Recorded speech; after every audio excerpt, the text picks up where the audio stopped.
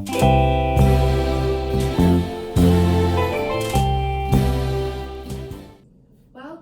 to Reading with Rushbrook, episode 10. Today we're going to read A Quiet Night In by Jill Murphy. I want you all in bed early tonight, said Mrs. Large. It's Daddy's birthday and we're going to have a quiet night in. Can we be there too? Asked Laura. No, said Mrs. Large. It wouldn't be quiet with you lot all charging about like a herd of elephants. But we are a herd of elephants, said Lester. Smarty pants, said Mrs. Large. Come on now, coats on, it's time for school. That evening, Mrs. Large had the children bathed and in their pyjamas before they had even had their tea. They were all very cross.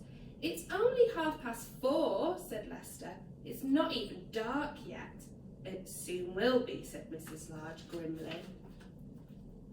After tea, the children set about making place cards and decorations for the dinner table. Then they all tidied up. Then Mrs. Large tidied up again. Mr. Large arrived home looking very tired. We're all going to bed, said Lester, so you can be quiet, said Laura. Without us, said Luke. Shh, said the baby. Happy birthday, said Mrs. Large. Come and sit at the table. Mr. Large sank heavily into the sofa.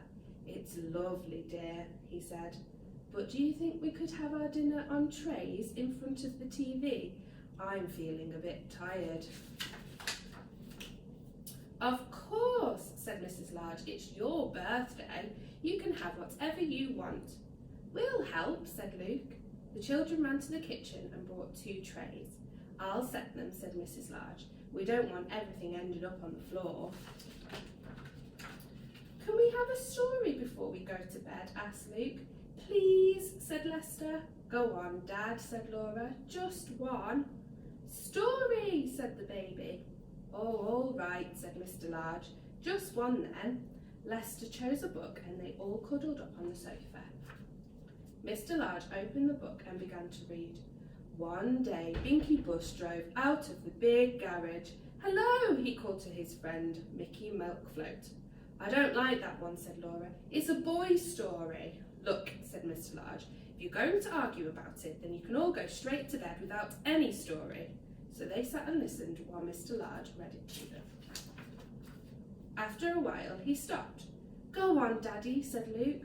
What happened after that he bumped into Danny Dustcart? Did they have a fight? Asked Lester. Look, said Laura. Daddy's asleep. Shh, said the baby. Mrs. Large laughed. Poor Daddy, she said. Never mind, we'll let him snooze a little bit longer while I take you all up to bed. Will you finish the story, Mum? asked Lester.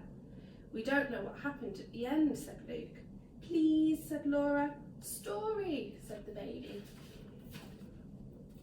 Move up then, said Mrs. Large. She picked up the book and began to read. Watch where you're going, you silly dust cart, said Binky. Just then, Pip the police car came driving by.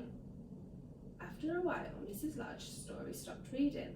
What's that strange noise? Asked Lester. It's Mummy snoring, said Luke. Daddy's snoring too. They must have been very tired, said Laura kindly. Shh, said the baby. The children crept from the sofa and fetched a blanket. They covered Mr. and Mrs. Large and tucked them in.